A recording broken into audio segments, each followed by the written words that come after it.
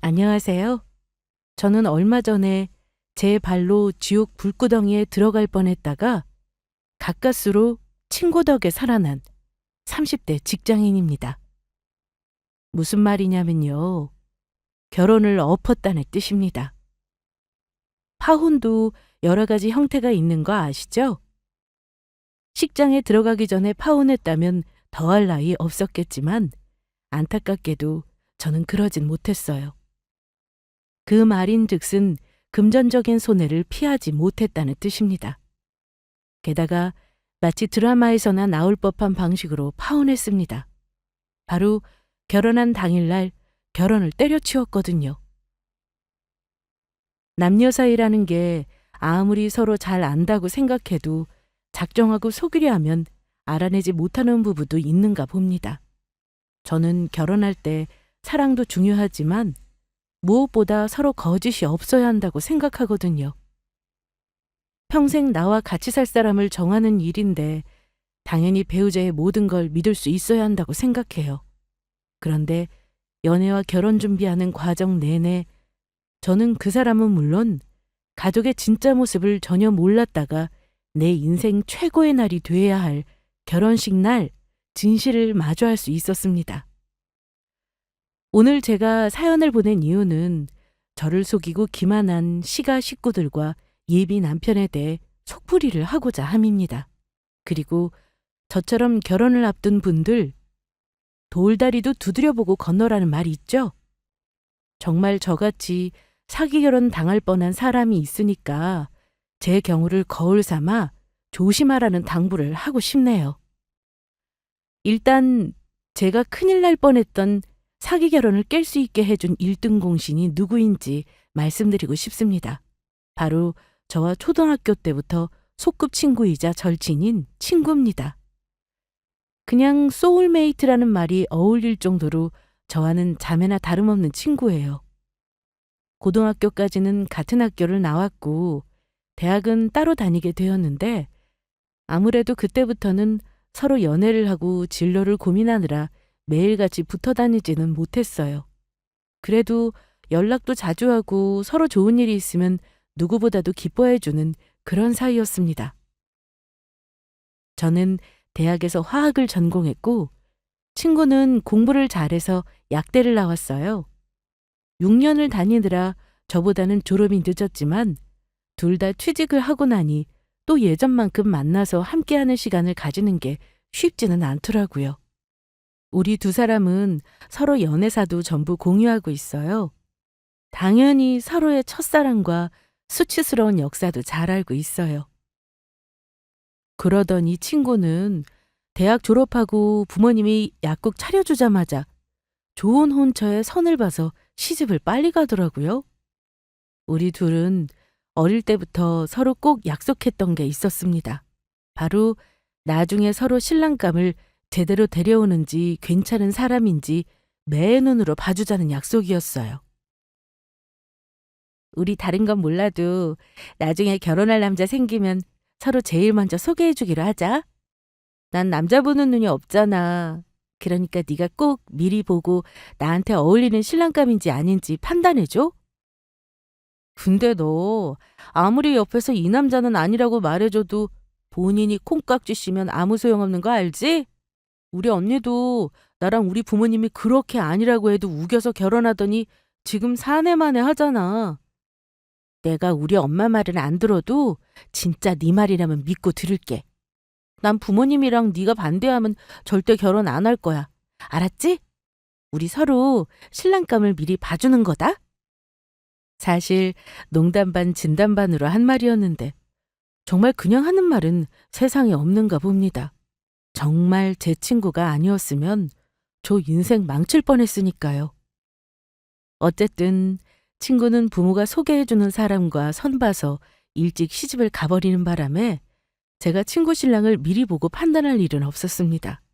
하지만 제가 만나는 사람은 꼭 친구에게 먼저 소개해주겠다고 했어요. 제가 연애를 처음 한 건 아니지만 친구에게 결혼할 사람을 진지하게 소개해준 남자는 파혼한 그 사람 말고는 없었어요. 친구와 저는 서로 사회생활 시작하면서 예전처럼 자주 만나지는 못했어요. 그래도 거의 매일 채팅으로 수다를 떨어서 늘 함께 있는 듯한 느낌을 받았습니다. 이 정도면 남편 될 사람 다음으로 영혼의 단짝이라고 할 수 있겠죠?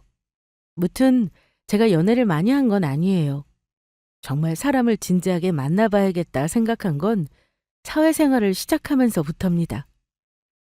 20대 중후반에는 소개팅에 많이 들어오더라고요. 정말 가벼운 마음으로도 많이 만나봤는데 그러다가 허무한 마음이 들었습니다. 이렇게 의미 없이 사람만 만나면 뭐하나 싶었고 나도 흔히 말하는 자연스러운 만남을 추구해볼까 하고 마음을 고쳐먹을까 했습니다.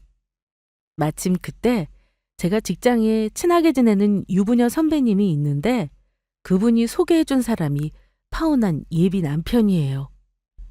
선배님도 그 사람을 직접 아는 건 아니고 한 달이 건너 아는 분이 우리 회사 직원 중에 괜찮은 사람 있으면 소개 좀 해달라고 해서 원래 같은 사무실이 저보다 2살 많은 언니를 소개해 주려다가 그 언니가 자리를 파투내는 바람에 제가 땜빵을 대신 나갔다가 만나게 되었습니다. 원래 기대 없이 나간 자리에서 좋은 인연 만나는 법이래. 김주임도 혹시 알아? 소개팅 하도 많이 해서 질렸댔지? 그럼 이번을 딱 마지막이라고 생각하고 나가봐. 나 어지간하면 이상한 사람 소개 안 한다. 나도 아는 선배가 하도 우리 회사 여직원 소개해달래서 부탁받은 건데 되게 괜찮은 남자 같더라. 무엇보다 직업이 끝내주잖아. 의사란다, 의사. 알지? 원래 의사 남편 얻으면 제일 좋은 사람이 마누라인 거. 집도 서울이고 부모님도 무슨 대단한 사업한다고 들었는데. 암튼 자세한 건 만나서 둘이 잘 되면 천천히 알아나가 봐. 그럼 부담 가지지 말고 가벼운 마음으로 나가볼까요? 그래, 부탁 좀 하자. 대타 나가는 자리니까 큰 부담 가질 것도 없어. 응? 대신 만약에라도 둘이 잘 되면 나한테 밥 사기다. 예비 선배도 직접 알지 않고 한 달이 건너서 소개해 준 거지만 저한테 말하기를 자기는 절대 안 될 것 같은 사람은 소개 안 한다고 했어요. 그리고 소개해줬다가 욕먹으면 안 되니까 생긴 것도 이왕이면 멀쩡하고 직장도 멀쩡한 사람을 소개해준다고 믿어도 된다고 했습니다. 선짜리도 아니고 처음부터 결혼 생각하고 남녀가 만나는 건 아니잖아요. 그래서 가벼운 만남으로 나가긴 했어요.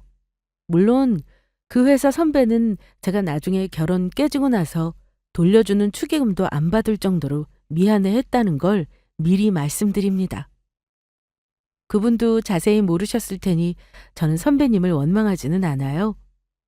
어쨌든 예비 남편과 저는 참 슬픈 인연인 게요. 그때 내가 왜 소개팅을 한다고 했을까 후회되더라고요. 웃긴 건 그렇게 일이 꼬여도 만날 사람은 만난다는 사실입니다. 하필 왜 그 시기에 내가 소개팅 자리에 그것도 대타로 나가서 사람을 만날 기회가 생긴 건지 원망스럽기도 합니다. 그 자리에 나가지 않았더라면 겪지 않아도 될 일을 안 겪어도 됐을 테니까요.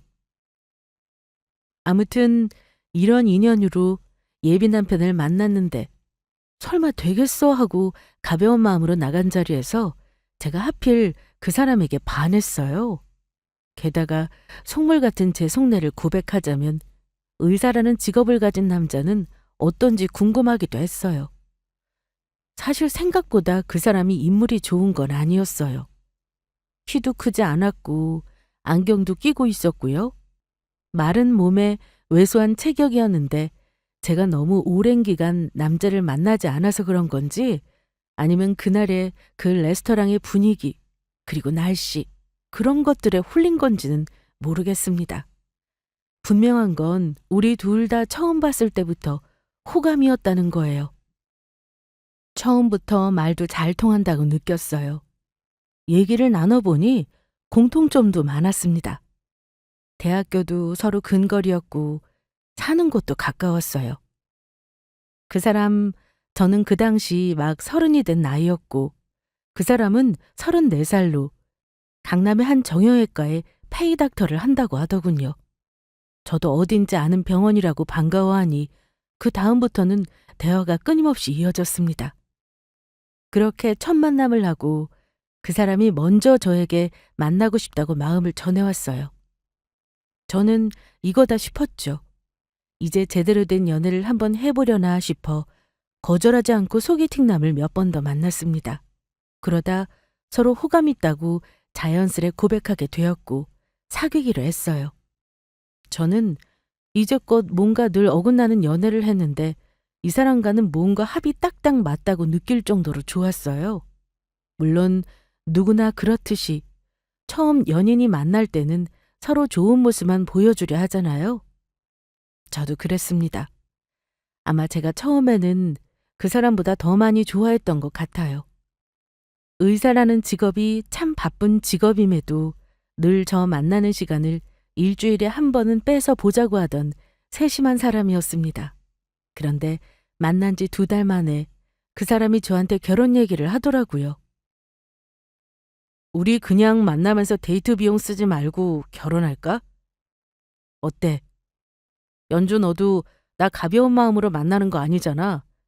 어차피 결혼할 건데 1년 뒤에 하나, 2년 뒤에 하나 뭐가 달라? 우리 빨리 양가 부모님 인사하고 결혼하자. 뭐? 아무리 그래도 오빠, 나 아직 부모님한테는 연애한다고 커밍아웃도 못했구만. 갑자기 결혼한다고 하면 두 분 다 나자빠지실걸? 그냥 1년 정도는 연애하자. 나 하고 싶은 게 많은데 결혼하면 아무래도 어렵지 않을까? 연애랑 결혼은 다르잖아. 아무리 결혼을 생각하고 만난다지만 2달 만에 하나도 낭만적이지 않게 결혼 얘기를 꺼내다니요. 이렇게 얼렁뚱땅 결혼하자는 말을 허락하기는 싫었습니다.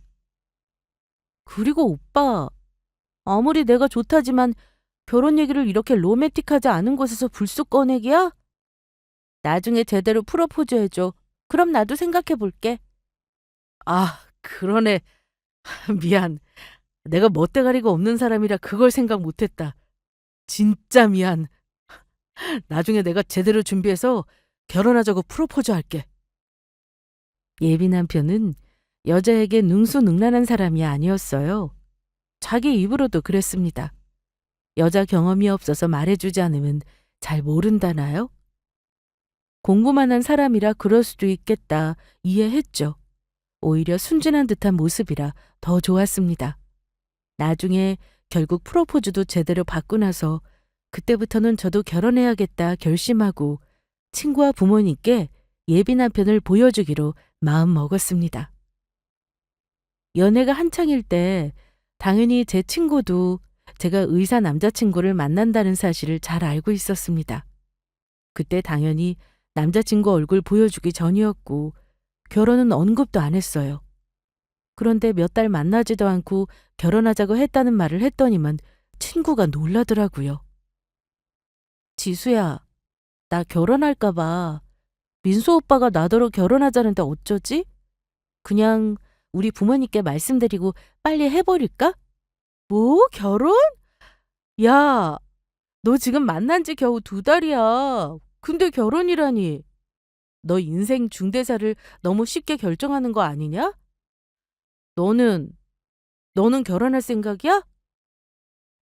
저에게 결혼할 거냐고 되묻길래 당연히 결혼 생각하고 있다고 했어요. 그런데 친구는 걱정된다는 말을 했습니다.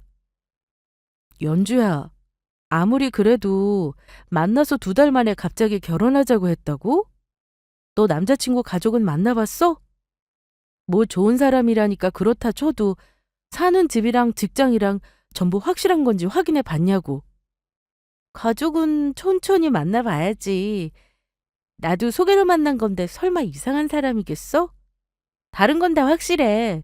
그 사람 아버지는 현직 경찰 간부고 어머니는 부동산 사업하신대. 의사라는 직업이 확실하긴 한데 다른 게 뭐가 중요해. 걱정하지 말고 네 말대로 내가 얼굴 보여줄게. 만나보자. 너한테 제일 먼저 소개해주기로 했으니까 약속은 지켜야지. 글쎄, 제대로 된 사람이면 만난 지 2달 만에 아무런 준비 없이 결혼하자는 말은 안 할걸? 벌써 결혼 운운하는 건 너무 이른 것 같으니까 좀 더 만나보고 결정해. 그럼 일단 내 남자친구 직접 만나보고 네 생각 얘기해줘. 나는 신랑감 나타나면 너한테 제일 먼저 보여주기로 했으니까 약속은 지켜야지. 사실 가장 먼저 축하해 줄 알았던 친구는 오히려 제가 신중히 생각하라며 결혼을 말리더라고요. 아마 기혼자이니 더 걱정을 했을 거라 짐작합니다.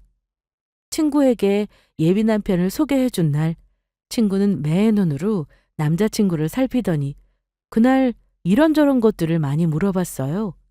대학교 얘기를 은근슬쩍 하면서 예비 남편 대학 시절 얘기 해달라고도 했고, 의대 수업 들었을 때 교양을 뭐 들었는지, 또 약대생이 들어야 하는 과목이랑 겹치는 게 있는지 물어보기도 하더라고요. 둘이 별 문제 없이 대화가 이어졌고, 잠시 남자친구가 자리를 비운 사이 제가 물었습니다. 지수야, 어때? 네 눈에는 괜찮은 사람 같아 보여? 으이구, 그래. 사람은 진중하고 괜찮아 보이긴 하네. 알았어. 합격이다, 합격. 그래도 연주야, 빨리 먹는 밥이 체하는 법이라잖아.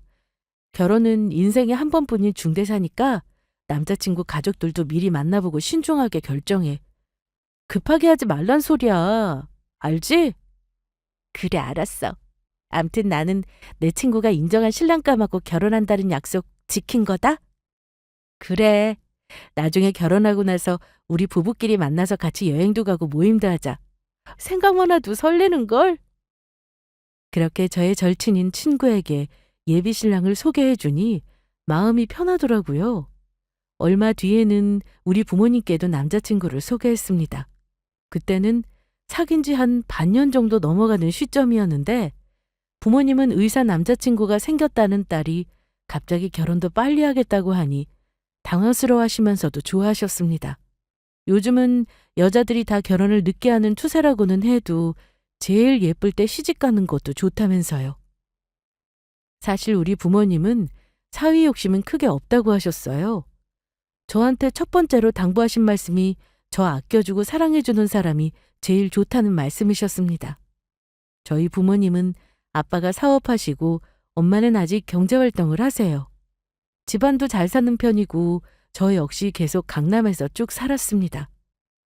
자랑 같지만 흔히 말하는 엄친딸이 저예요. 한 번도 부모님 속 썩이는 일 없이 학교 마치고 취직까지 무난하게 해서 결혼을 나이 되니 의사 사익감 데려온 거죠. 그리고 예비 남편의 어머님께서 그 해에 경찰 퇴직을 하신다고 해서 결혼을 서둘렀으면 좋겠다고 한 이유도 있었습니다. 근데 아무리 딸이 좋다고 하고 의사 사위라고 하지만 둘이 연애 기간이 짧다 보니 엄마가 걱정이 되셨나 봐요. 결혼 준비 내용이 아무것도 없어 보이는데 말부터 앞선다고 하시면서 물어보시더라고요. 근데 너희들 결혼할 여건은 되는지 둘이 대화는 나눠봤어? 결혼이 애들 소꿉장난도 아니잖아. 네 예비시댁에서는 뭘 하시는데? 너 결혼하려면 현실적으로 준비할 게 얼마나 많은 줄 알아? 제일 문제가 돈이야, 돈. 그런 문제부터 다 얘기 끝내고 결혼하겠다는 거 맞니? 엄마, 그런 건 이제부터 상의하면 되는 거지. 나 아직 인사도 안 드렸는데 뭘. 오빠네 집도 우리 동네에서 멀지 않더라. 그리고 돈 걱정은 하지 말라고 하셨대. 아마 집도 다 해주실 거야. 나는 거기에 맞춰서 혼수해 가면 되는 거지.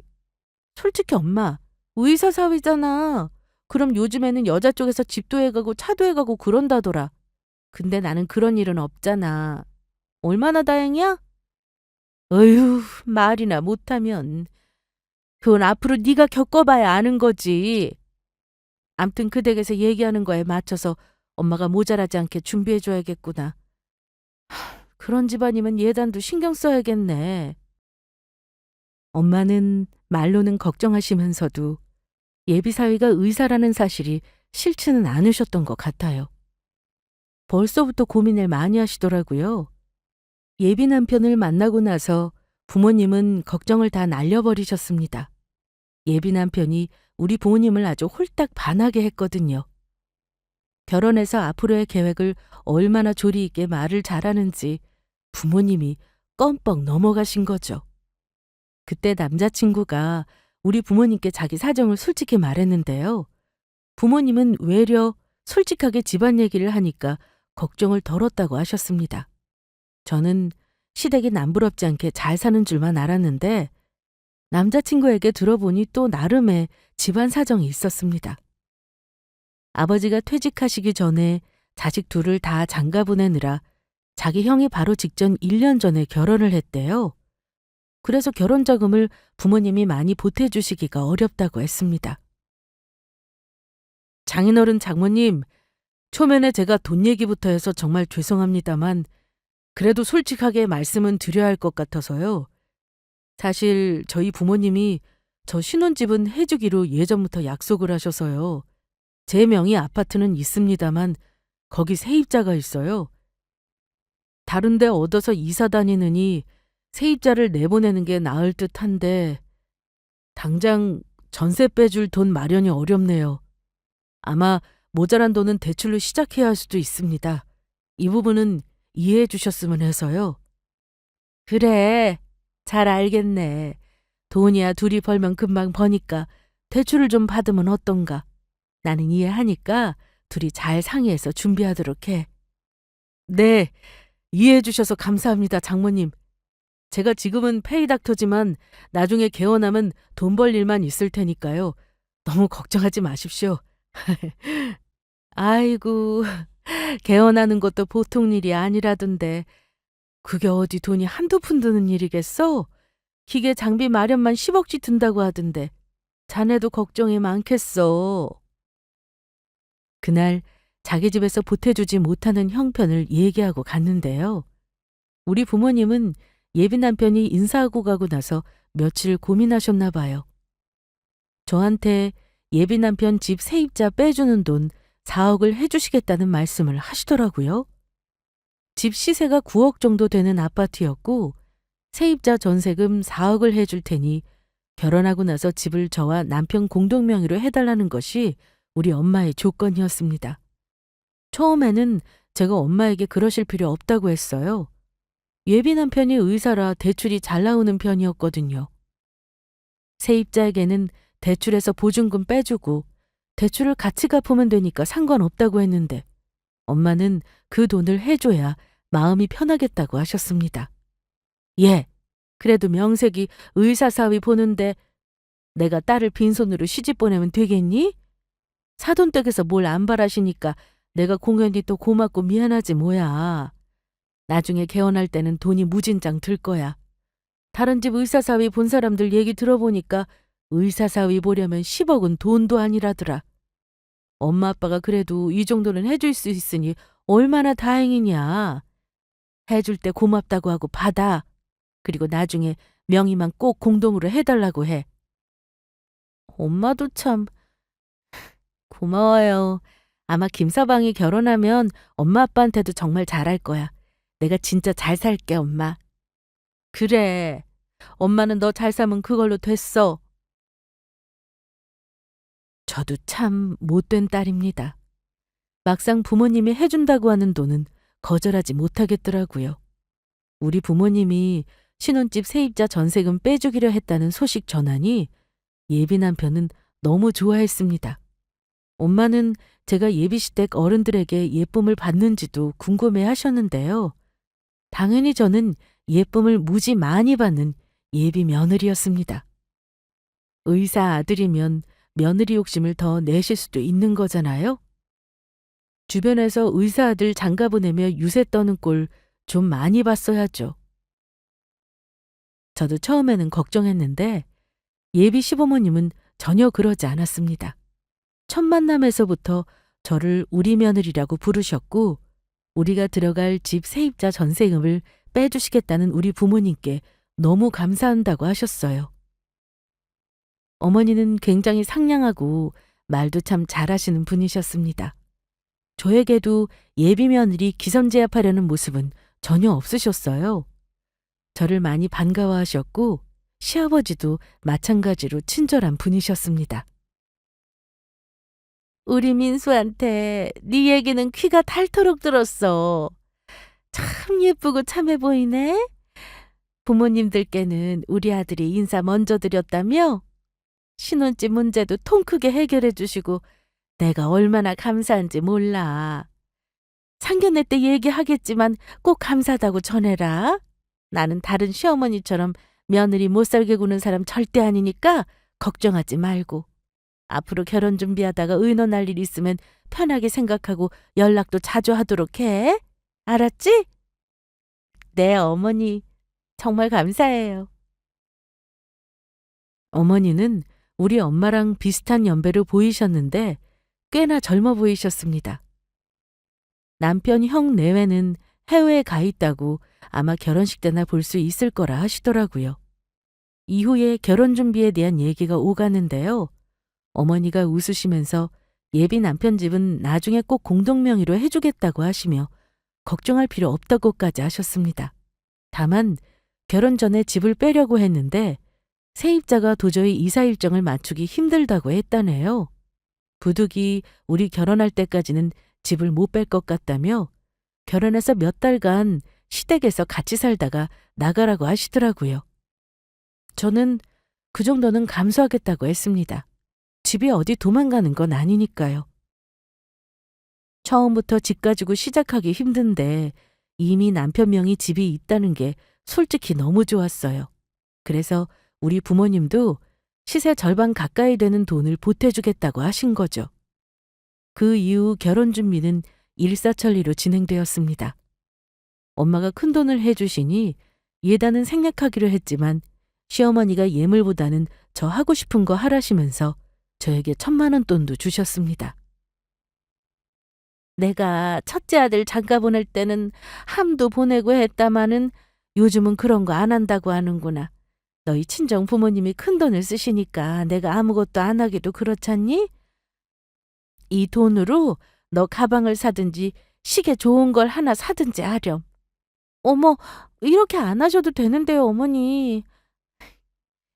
기왕 주시는 거니 제가 정말 하고 싶은 거 할게요. 너무 감사합니다. 뿐만 아니라 저에게 오라가라 하시기보다는 주로 문자나 전화로 연락을 하시면서 다정하게 이런저런 얘기를 해주시기도 했습니다. 저는 시어머니 복은 있나 보다고 친구에게 자랑도 했습니다. 그런데 친구는 그건 모르는 일이라며 자기도 시집갈 때 시어머니가 정말 좋다고 생각했는데 막상 결혼하고 나서 속상한 일이 꽤나 많았다고 하더라고요. 결혼 전에는 눈에 잘 안 보인다나요? 유부녀 친구 말에도 나는 너와 다를 거라고 거만한 생각을 했네요. 아무튼 그 이후 상견례도 무사히 마쳤습니다. 양가 부모님들은 말이 잘 통하시는 듯 했고 좋은 분위기에서 결혼 날짜도 잡았습니다. 시댁에서는 결혼 날짜 정하는 것과 장소는 우리 쪽 의견을 많이 배려해 주셨어요. 하객도 우리 친정아빠 쪽이 더 많아서 아빠가 원하시는 예식장에서 하기로 했습니다. 그런데 한 가지 문제가 있긴 했습니다. 시댁에 잠시 들어가 살기로 해서 살림은 결혼하고 나서 마련하기로 했지만 저는 신혼집을 한번 보고 싶었어요. 하지만 어쩐지 시댁과 예비 남편은 굳고 저에게 신혼집을 보여주려 하지 않았습니다. 그냥 제 느낌이 그랬어요. 오빠, 근데 아무리 세입자가 있어도 나도 집을 봐야지. 그래야 살림살이도 얼추 계산하고 우리 엄마도 믿고 돈을 주실 거 아니야. 결혼이 다음 달인데 아직도 집을 모른다는 게 말이 되냐고. 근데 세입자가 집을 안 보여주려고 해. 집주인이 들어오는데 왜 굳이 자기들이 미리 보여주냐는 거지. 걱정 마. 결혼하고 세입자 내보낸 다음에 천천히 봐도 되잖아. 글쎄, 나는 이해가 안 간다. 그러면서 왜 세입자 내보내는 돈은 미리 달라고 하는 건데? 엄마도 그러시더라? 전세 빼는 날 정확하게 세입자한테 송금하시겠대. 저는 집도 못 봤는데 예비 남편과 시모는 그즈음 계속 세입자에게 빼줄 전세자금을 미리 자기에게 붙여놓으라고 저를 구슬렸거든요. 저도 그냥 미리 받아서 줄까 싶었는데 이건 우리 엄마가 브레이크를 걸었습니다. 아무리 가족이 될 사이라고 해도 아직 결혼 전이라면서요. 특히 큰돈 오가는 집 문제는 정확하게 하는 게 좋다면서 결혼하고 세입자 이사 날짜 알려주면 그때 보내겠다고 하셨습니다. 친정엄마 말을 전했더니 은근히 예비 시어머니가 전화나 문자로 돈을 채근하시더라고요. 결혼하고 나서 줘도 좋지만 결혼 전에 미리 돈을 주면 세입자 계약금도 미리 빼줄 수 있어서 도움이 되겠다면서요. 하지만 엄마가 단호했습니다. 세입자 계약금 정도는 시댁에서 부담해야지 어찌 그 돈까지 우리더러 미리 달라냐면서 그 정도 돈도 통장에 없는 집이냐며 의아해 하셨어요. 그랬더니 미리 돈 내놓으라는 말은 쏙 들어가긴 했습니다. 그런데 황당하게도 안 하기로 한 예단비를 달라고 하시더라고요.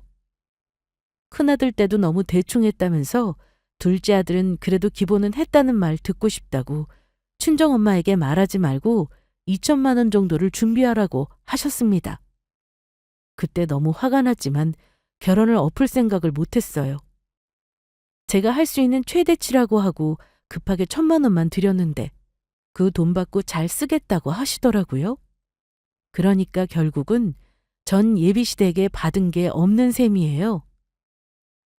어머니가 예물 대신 준 돈 1,000만 원을 도로 돌려드린 거나 마찬가지였으니까요. 그때 시댁을 이상하게 생각했더라면 좋았을걸. 이미 날짜가 코앞이라 결혼 전 다들 겪는 의견 차이라고 대수롭게 생각하지 않았어요. 제가 너무 무지하고 안일했죠. 아무튼 어찌 결혼 날짜는 다가왔습니다. 결혼식 당일에는 정신이 하나도 없었어요. 우리 가족은 아침부터 바쁘게 움직였습니다. 어쩐지 결혼한다는 게 실감나지 않고 기분이 이상하더라고요. 드레스를 입고 신부 대기실에 있는 동안 찾아오는 지인들과 인사를 하고 사진도 찍고 정신이 없었죠. 결혼식 날 신랑 신부 당사자는 하객들에게 인사를 하느라 눈코 뜰 새 없이 바쁜 법이잖아요. 그러다 보니 나중에는 누가 누구인지 왔다 간 사람이 누구인지 기억도 못하겠더라고요. 그날 제 가장 친한 친구는 일찌감치 도착해 저를 축하해주고 옆에 있어줬습니다. 드디어 진짜 결혼하네. 축하해, 연주야. 너도 드디어 나처럼 유부녀가 되는구나. 고마워, 지수야. 우리 신랑한테 가서 인사는 했어? 우리 엄마도 너 오면 보고 싶다고 하더라. 네 멋진 의사신랑은 아직 못 봤는데. 아까 보니 식장 입구에 없더라. 이따가 엄마 인사드리면서 보지 뭐. 생각보다 너희 집 하객이 정말 많더라. 근데 네 신랑 쪽은 왜 생각보다 하객이 많이 없는 거야? 게다가 의대 나왔다면서 화환도 하나 없는 거야? 의사면 병원 사람들도 좀 오고 그래야 하는 거 아닌가? 뭐 나도 잘 몰라. 공부만 하느라 대학 친구들은 많이 없다고 하긴 하더라. 다른 손님들은 시간 맞춰 오겠지 뭐. 어머! 너 회사 손님들 또 오시네. 인사하고 있어. 나는 네 부모님 인사도 하고 네 신랑님 눈도장 좀 찍어야겠다. 친구와 이런저런 얘기를 나누던 중 한 무리 하객이 들이닥치길래 친구가 잠시 나갔다 오겠다고 하더라고요. 저는 한창 찾아와준 손님들에게 덕담을 듣고 인사를 나누었습니다. 한바탕 손님들이 대기실을 빠져나가고 나니 잠시 나가서 인사하고 오겠다던 친구가 막 신부 대기실로 다시 들어오더라고요. 그런데 친구 표정이 뭔가 이상했습니다. 사색이 되어서는 어쩌면 좋겠냐는 듯한 표정으로 저를 한참 바라보더라고요. 조금 전까지만 해도 웃는 얼굴로 나가던 친구가 180도 달라진 표정으로 들어오니 놀랄 수밖에요.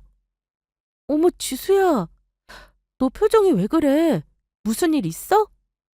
그러자 친구가 다급하게 들어오더니 제 손을 잡았습니다. 현주야, 이 일을 어쩌냐? 이걸 다행이라고 해야 할지. 현주야, 정말 어쩜 좋아. 내가 어찌해야 하지? 얘는? 갑자기 왜 그래? 나 결혼한다니까 갑자기 서운해? 아깐 웃으면서 축하한다더니. 제가 웃으면서 물었는데요. 친구 표정이 심상찮았습니다. 그러더니 결심했다는 듯 제 손을 더 꼭 쥐더라고요. 연주야, 내 말 잘 들어. 너 아직 식장안 안 들어갔잖아. 이제 딱 20분 남았네. 시간은 충분해. 결혼 엎어버릴 시간 말이야. 갑자기 결혼을 엎어버릴 시간이 충분하다는 친구 말에 깜짝 놀랐습니다. 뭐? 지수야, 너 지금 내 결혼식에서 무슨 말을 하고 있는 거야? 결혼을 엎어야 한다니. 연주야, 내가 지금 누굴 본 줄 알아? 내가 하나만 다시 물을게. 밖에 네 신랑 옆에 옥색 한복 저고리 입은 분 정말 네 시어머니 될 사람 맞는 거지? 그래, 맞아. 시어머니가 아니면 누구겠어. 근데 대체 왜 그래? 답답하게 굴지 말고 말을 해봐. 친구는 한숨을 쉬더니만 손까지 덜덜 떨며 핸드폰을 열더니 사진첩을 뒤졌습니다. 이건 직접 보여줘야 네가 믿을 것 같다. 일단 이 사진 보고 얘기해 줄게. 자, 봐, 이 사진. 여기 이 사진 속에 쪽빛 한복 입은 이 아줌마 말이야. 이 아줌마랑 네 시어머니랑 같은 사람 아니니? 내 눈이 잘못된 게 아니라면 분명히 같은 사람이야. 맞지? 저는 친구가 보여준 사진 속의 사람을 보고 바로 시어머니라는 걸 알았습니다. 그 사진은 누군가의 결혼식 같았어요. 사진 속의 예비 시모는 오늘처럼 한복을 입고 있었고요. 이리 보고 저리 봐도 예비 시어머니가 맞더라고요. 그쯤 되니 왜 친구가 예비 시모가 나온 사진을 갖고 있는지가 궁금했습니다. 근데 지수야, 이 사진은 대체 뭐야? 우리 시어머니가 왜 여기 사진 속에 있는 거지? 아주버님은 1년 전에 결혼했는데 대체 뭐지? 연주야, 이게 뭐냐면 아무래도 너 이 결혼 사기 같아. 아니, 사기 맞아. 이 사진은 우리 남편 동료 결혼식 갔을 때 신부가 예뻐서 멀리 찍은 거야. 사진 속 이 아줌마는 신부 쪽 엄마였어. 근데 알지? 우리 오빠 친구 의사인 거. 신부 쪽에서 결혼하면서 신랑 쪽에 돈을 엄청 해줬다나 봐. 근데 알고 보니까 그게 전부 오빠 친구가 자기 부모 몰래 대출 당겨서 신부 쪽에 준 돈이었다더라. 뭐? 우리 시댁은 딸이 없는데 무슨 소리야. 그리고 설령 있다고 해도 남자 쪽에서 여자가 너무 좋으면 부모 속이고 그럴 수도 있는 거지. 그래, 네 말대로 여자랑 결혼이 하고 싶어서 그럴 수도 있는 건데 문제는 신부 쪽이 결혼하고 나서 얼마 후에 남자 쪽 집 명의도 바꾸고 다 벗겨먹고 이혼했대. 남자 쪽을 유책 배우자로 만들어서 위자료까지 받고 너무 못되게 헤어졌단 말이야. 하도 어이가 없어서 내가 기억하고 있었거든? 근데 왜 저 여자가 너희 시어머니야? 너희는 시누이 없다며? 저 아줌마 원래는 딸도 있는 사람이야. 분명 너한테 뭔가 말을 안 한 거네. 친구가 속사포처럼 쏟아낸 말을 들은 저는 기가 막혔습니다. 그게 정말이야? 혹시 네가 말한 사실을 밝히기 힘들어서 딸 있는 건 숨긴 게 아닐까? 다른 건 거짓말일 리가 없잖아. 문제는 그게 아니야. 이혼하고 나서 듣자니까 소문에 그런 식으로 자식 팔아 장사하면서 돈 뜯어내는 집안이라고 하더라. 네 시아버지 경찰 간부라고 했다며? 은퇴한다고 뻥친 거야. 오늘 봐라. 하객 중에 경찰 관련 손님 있어? 그리고 아무래도 네 신랑 의사인 것도 거짓말인 것 같아. 직전에 의사 사위 이용해 먹고 버렸으니 의사에 대한 정보가 있었겠지. 너네 신랑 일하는 병원 한 번도 가본 적 없잖아. 맨날 병원 앞에서 데이트만 했지 병원에 찾아가 본 적 있어? 그러고 보니 친구 말대로 저는 예비 남편이 일한다는 병원 근처에 찾아간 적은 있어도 병원 안에서 본 적은 한 번도 없었습니다. 친구 말을 들으니까 이상하더라고요. 결혼식 전까지 신혼집을 보여주지 않은 것도 이상했고요. 너 어떡할래? 이 결혼 정말 할 거야? 나는 아니라고 본다. 내가 오빠한테 물어보니까 동료 결혼할 때 그 집 의사 아들 있다는 소리도 못 들었대. 아무래도 이번에는 네가 타깃인 것 같아. 혹시 너 결혼 준비하면서 그 집에 큰돈 준 거 없어? 아니면 혹시 돈 주기로 한 게 있거나 맞아. 있었어. 근데 정말 다행히도 우리 엄마가 돈을 나중에 주겠다고 하셨거든. 나 정말 큰일 날 뻔했다, 지수야. 나 결혼 못해. 이 결혼 안 할래. 친구 말을 들으니까 저는 정신이 번쩍 들더라고요. 친구 말이 맞다 싶었습니다. 우리로 하여금 세입자 전세 빼는 돈을 대주도록 은근히 유도하고 계속 돈을 미리 달라고 했던 일이 떠올랐어요. 그제야 모든 것들이 앞뒤가 맞아떨어지더군요. 저는 친구에게 결혼을 업겠다고 했습니다. 저는 친구에게 옷을 가져와 달라고 부탁해 그 자리에서 웨딩드레스를 벗어버렸어요. 드레스 이모님도 당황하고 신부 대기실로 들어오던 하객들도 당황했지만 그게 문제가 아니었습니다. 그리고 친구와 함께 로비를 가로질러 식장 앞에서 한창 하객들과 인사 나누는 우리 부모님께 가서 말씀드렸습니다. 이 결혼 안 하겠다고요. 우리 부모님은 드레스를 벗고 나타난 제가 결혼을 업겠다고 하니까 당연히 당황하셨고 놀라셨어요. 자초지정을 물으시길래 친구가 저에게 보여준 사진을 보여드렸습니다. 그리고 제가 들은 사연을 전부 얘기했어요. 그리고 신혼집이 예비 남편 명의라고 거짓말하며 우리에게 돈을 뜯어내기 위해서 온 가족이 똘똘 뭉쳐 거짓말과 연기로 우리 가족을 기만했다고 했습니다. 그때 옆에 있던 예비 남편과 그 가족들이 이 난리를 보고 다가왔습니다. 예비 시모는 결혼을 업는 게 말이 되냐며 너무 무리하다고 오히려 적반하장으로 소리를 질렀습니다. 저는 굳이 시모 말에 대답하지 않고 손에 들고 있던 가방으로 예비 남편 머리통을 한 대 후려쳤어요. 이 못된 사기꾼 놈아! 너 사실 의사 아니지? 너 외국에 있다는 형 거짓말인 거 다 알아. 여동생이 있다던데 왜 나는 결혼할 사람 여동생이 있다는 걸 오늘 알아야 하는 거니? 혹시 당신을 가족 사기단 뭐 그런 거야? 이딴 식으로 결혼을 통해서 남의 등 쳐먹는 게 일상인 사람들이냐고? 어디서 사기를 쳐? 나 이 결혼 오늘 엎을 거야! 야, 너 무슨 말을 그렇게 해? 가족 사기단? 일단 손님들 없는 곳에서 가족들끼리 얘기하자. 너 지금 뭔가 오해를 하고 있어. 오해는 무슨 오해? 이미 전부 알았으니 발뺌하지 마. 너한테 속은 내가 등신이지! 너네 가족은 대체 뭐야? 왜 사람을 이런 식으로 속이는 건데? 우리 부모님도 화를 내시긴 마찬가지였습니다. 아빠는 식장이 떠나가라 고함을 치시면서 당장 결혼 접을 거라고 하셨어요.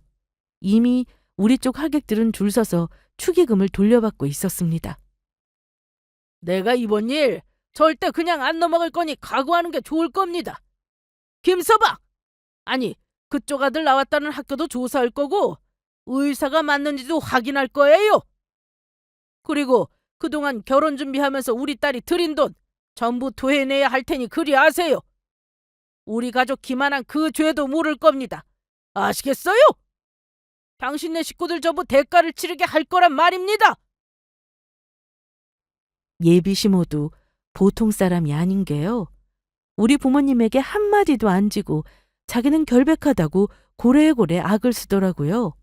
결국 그날의 난리는 경찰이 오고 나서야 정리가 되었습니다.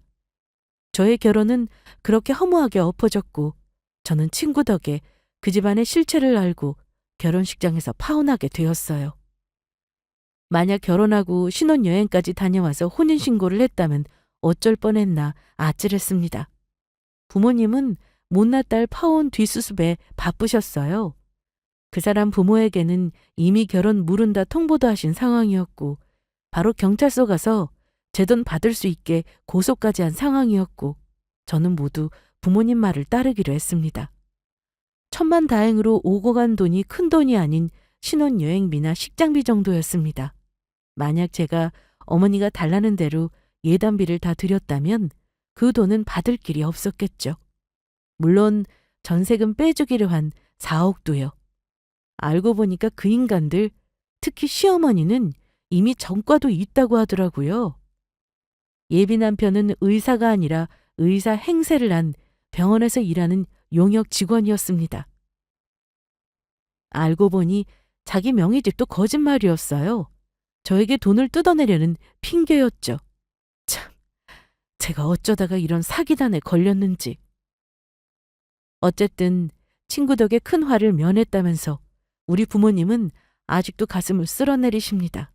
그 인간들 감옥은 가기 싫었는지 서로 들어간 돈을 정확히 계산해서 주겠다고 하길래 결혼 준비하면서 쓴 돈 대략 1,000만 원 받았습니다만 저는 그 인간들 고소는 취하지 않았습니다.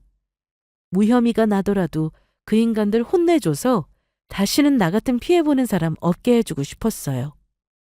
시간은 좀 걸리겠지만 끝까지 해보려고 합니다. 아마 결론 날 때쯤 되면 저도 사람한테 속은 상처가 회복되겠죠. 제 친구가 없었다면 저는 인생에 큰 오점을 남길 뻔했어요. 친구한테는 늘 고맙게 생각하고 있습니다. 아직 제 옆에서 많은 힘이 되어주고 있어요. 아무튼 지금은 모든 게 정리되어 가고 있는 시점이니 너무 걱정은 말아주세요. 그리고 저더러 답답하다느니 바보라느니 하는 말씀보다는 그냥 앞으로 좋은 일 있을 거라는 위로의 한마디만 부탁드리겠습니다. 저의 파혼 사연이 누군가에게 도움이 되길 바라며 이야기는 마칠게요. 감사합니다.